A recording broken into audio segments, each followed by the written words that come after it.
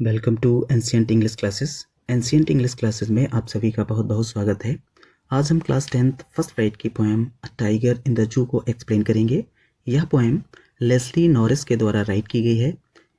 यह पोएम चिड़ियाघर और जंगल के इर्द गिर्द घूमती है और फिर वापस चिड़ियाघर में टाइगर की क्या कंडीशन है इसके बारे में पोएट हमें बताता है। तो पोएम को शुरू करते हैं। पोएम की फर्स्ट लाइन है ही स्टॉक्स। स्टॉक्स मीन्स धीरे धीरे चलना। इन हिज वाइब्ड मीन्स चमकदार, स्ट्रिप मीन्स धारियां। यहाँ पे पोएट कहता है कि ही टाइगर के लिए इंडिकेट किया गया है। चमकदार धारियों वाला टाइगर धीरे धीरे चलता है। The few step of his cage. Cage means पिंजरा। अपने पिंजरे में कुछ कदम, अपने पिंजरे में कुछ कदम धीरे धीरे चलता है क्योंकि उसका पिंजरा छोटा है, वह बहुत दूर तक नहीं चल सकता है, तो उसे अपने पिंजरे में ही कुछ कदम चलना पड़ता है। On pads. पैड्स मीन्स पंजे। Of velvet. उसके पंजे वेलवेट की तरह बहुत मुलायम है। क्वाइट मीन्स शांत। जब वो उन मुलायम पंजों से पिंजरे में चलता है तो उन पंजों से किसी भी प्रकार की आवाज़ नहीं आती है। आगे देखते हैं। In his quiet rage. उसे अपने गुस्से में भी, अगर उसे बहुत क्रोध है या बहुत गुस्सा है, फिर भी उसे शांत रहना पड़ता है। तो अगले स्टैंजा देखते हैं। अगले स्टैंजा में पोएट कहता है कि जब टाइगर जंगल में होता है, जब टाइगर जंगल में होता है तब वो कितनी भी तेज चाहे दौड़ना चाहे दौड़ सकता है, कितने भी दूर तक जाना चाहे वहाँ जा सकता है और अपनी मर्जी के हिसाब से वो अपना शिकार कर सकता है। तो रीड करते हैं first line. He should B lurking in shadow. Lurking means घात लगाए हुए। इन शेडो मीन्स छाया में या उसकी परछाई में। Sliding through long grass. यहाँ पे पोएट कह रहा है कि जब टाइगर जंगल में होता है तब लंबे लंबे घास के पीछे छिपकर वह घात लगाकर बैठता है और उस पर स्लाइड करता है, धीरे धीरे खिसकता है। Near the water hole. Water hole यहाँ पे पॉन्ड होगा, पॉन्ड या रिवर। पॉन्ड या रिवर के किनारे। वेयर प्लम्प डियर पास। जहाँ पर मोटे मोटे या हेल्दी हिरन गुजरते हैं। तो इस स्टेंजा में पोएट हमें बताना चाहता है कि जब टाइगर जंगल में होता है तो उसको पूरी आज़ादी होती है, पूर्ण रूप से स्वतंत्र होता है और अपने हिसाब से वो शिकार करता है और जितनी मर्जी से चाहे दौड़ना चाहे उतनी मर्जी से वो दौड़ सकता है। और वह लंबी लंबी घास के पीछे जब वो जानवरों का शिकार करता है तब वो लंबी लंबी जो घास होती है उसके पीछे छिपकर घात लगाकर उस पर धीरे धीरे स्लाइड करता है। और जो पॉन्ड होता है उसके किनारे जो मोटे मोटे हिरन होते हैं वो पानी पीने आते हैं, तब उन पर वो हमला करता है और उनका शिकार करता है। तो रीड करते हैं अगले स्टैंजा में। अगले स्टैंजा में पोएट हमें बता रहा है कि he should be snarling. Snarling means गुर्राना। Around the houses at the jungle's edge. Edge means किनारे या बॉर्डर पर। ही टाइगर के लिए यहाँ पे यूज किया गया है। जब टाइगर जंगल के किनारे बसे गांव के आसपास गुर्राता है। बारिंग। बारिंग मीन्स ओपन करते हुए। हिज वाइट सफ़ेद। फंक्स मीन्स लंबे नुकीले दांत। His clause. क्लॉज मीन्स जबड़ा। जब वो अपना जबड़ा खोलता है तो उसके लंबे नुकीले दांत दिखाई देते हैं। Terrorising the village. जिसको देखकर गांव वाले काफ़ी डर जाते हैं।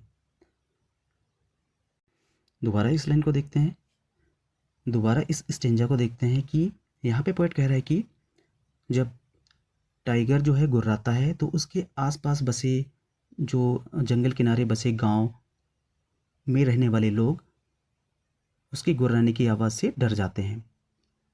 तो रीड करते हैं अगले स्टेंजा में पोएट कह रहा है कि what he is locked in concrete cell.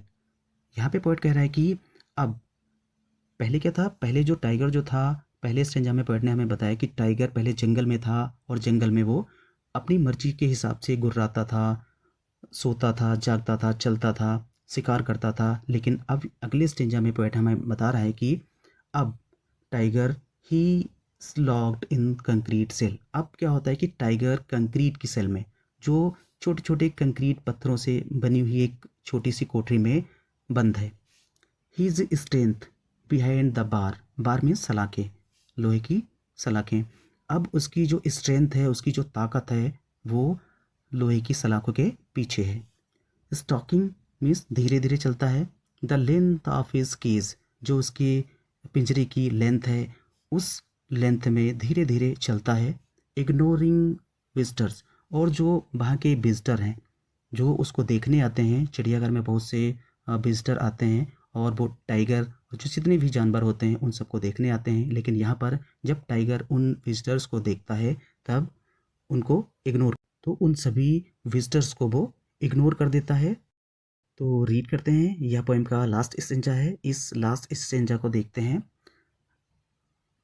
He hairs, hairs means सुनता है, ही मीन्स यहाँ पे ही टाइगर के लिए यूज़ किया गया है। The last voice at night the patrolling car, वह अंतिम आवाज़ उस पेट्रोलिंग कार की रात में सुनता है। वह रात में पेट्रोलिंग कार की आवाज़ अंतिम बार सुनता है। एंड स्टार्स, स्टार्स मीन्स यहाँ पे घूरना होगा। एंड वह और घूरता है with his bright eyes, bright means चमकदार, आइज मीन्स आँखें, और अपनी चमकदार आँखों से वह अपनी चमकदार आँखों से घूरता है। एट ब्राइट स्टार, उन चमकदार सितारों को जो आसमान में चमक रहे हैं, उन चमकदार सितारों को जो आसमान में चमक रहे हैं, उनको वो अपनी ब्राइट आँखों से देखता है। तो ये पोएम यहीं पे समाप्त होती है। तो आगे हम इस पोएम की पोएटिक डिवाइस को देखते हैं। तो पोएम की पोएटिक डिवाइस है ही स्टार्क्स। ही टाइगर के लिए यूज़ किया गया है, लेकिन ही का यूज़ ह्यूमन के लिए होता है, इसलिए यहाँ पर पर्सनिफिकेशन पोएटिक डिवाइस का यूज़ हुआ है। आगे देखते हैं केज। केज सिंबलाइज करता है कैप्टिविटी को। कैप्टिविटी मीन्स कैद। केज कैद को सिंबलाइज कर रहा है, तो यहाँ पर सिंबलिज्म पोएटिक डिवाइस का यूज़ हुआ है। आगे देखते हैं पेट्स वेलवेट, दो अलग अलग चीज़ें हैं, दोनों का कंपैरिजन किया गया है, लेकिन यहाँ पर लाइक और एज का प्रयोग नहीं किया गया है, इसलिए यहाँ पर मेटाफोर पोएटिक डिवाइस का यूज़ हुआ है। आगे की लाइनों में देखते हैं क्वाइट रेज। क्वाइट और रेज दो अलग अलग वर्ड हैं, और ये दोनों वर्ड एक दूसरे के विरोधाभास व्यक्त कर रहे हैं, मतलब एक दूसरे के अपोजिट हैं। तो यहाँ पर ऑक्सीमोरन पोएटिक डिवाइस का यूज़ किया गया है। यहाँ पर क्वाइट मीन्स शांत, रेज मीन्स गुस्सा करना या बहुत क्रोध होना। तो शांत और गुस्सा करना एक दूसरे के विपरीत हैं या एक दूसरे के लिए विरोधाभास प्रकट कर रहे हैं, तो इसलिए यहाँ पर ऑक्सीमोरन पोएटिक डिवाइस का यूज़ किया गया है। आगे देखते हैं शुड। शुड में यस लेटर दिया है, शैडो में यस लेटर दिया है, और स्लाइडिंग में भी यस दिया है। तो यहाँ पर यस लेटर बार बार रिपीट हो रहा है। पी प्लम्प पास, यहाँ पर पी लेटर बार बार रिपीट हो रहा है। जहाँ पर कंसोनेंट बार बार रिपीट होता है, जहाँ पर कंसोनेंट बार बार रिपीट होते हैं, वहाँ पर इलिट्रेशन पोएटिक डिवाइस का यूज़ होता है।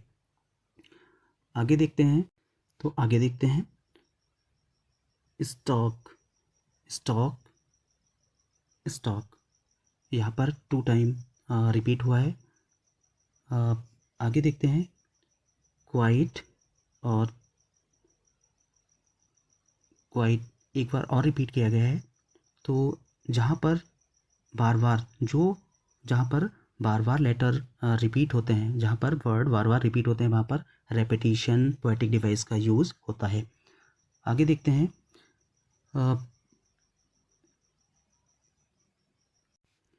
In his बाइब्ड strip. यहाँ पर आई, हिज में आई, BIVISTRIP बॉवेल, जहाँ पर बॉवेल का बार बार रिपीटिशन होता है, जहाँ पर बॉवेल बार बार रिपीट होता है, वहाँ पर एसोनेंस पोएटिक डिवाइस का यूज होता है। तो यहाँ पर पोएटिक डिवाइस समाप्त होती हैं। तो आगे हम इस पोएम का सेंट्रल आइडिया देखेंगे। इस पोएम का सेंट्रल आइडिया है the poem a tiger in the zoo is composed by Leslie Norris. In this poem, the poet tries to show the mental condition of a caged tiger. He compares the life of a tiger in the zoo with its life in its natural habitat. The poet conveys an important message that the wild animal should be in their natural habitat. In the poem, he highlights the contrast between freedom and captivity. He shows us how love for the freedom is the natural tendency of every living. तो ये इस poem का central idea है. आप चाहें तो इस poem का सेंट्रल आइडिया वीडियो पॉज करके आप राइट कर सकते हैं. Thank you so much watching this video.